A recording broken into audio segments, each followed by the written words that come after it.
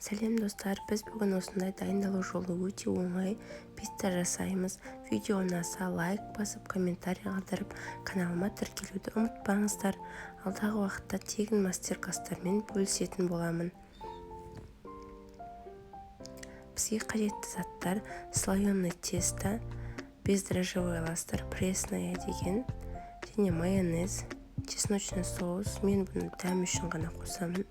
Және үккіштен өткізген колбаса, томат, сырымыз. Бірінші осылай қамырымызды дөңгелектеп алып, кішкене ұн себесіздер, оқтауға жабыспас үшін сосын жаятын боламыз.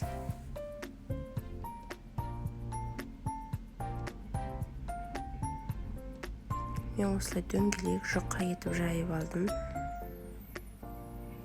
Сосын майланған табамызға саламыз. Сосын бірінші томат салдым. Кейіннен майонез саламыз. Сосын чесночный соус. Мен бұл соусты тек дәм үшін қостым. Сіздер қоспасаңыздар да болады. Сосын видеода көрсетілгендей кисточканың көмегіне жүгініп осылай жағып шығамыз. Егер сіздерде кисточка болмаса, ас қасықпен жақсаңыздар да болады.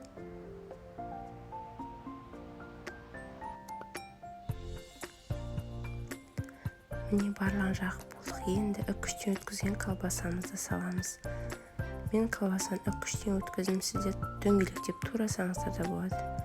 Міне салып болдық. Енді үккіштен өткізілген сырымызды саламыз.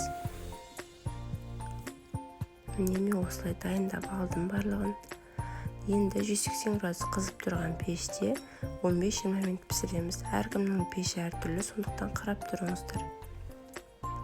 Міне пиццамыз дайын, өте дәмді және тез дайындалады. Жасап көріңіздер, өкінбейсіздер.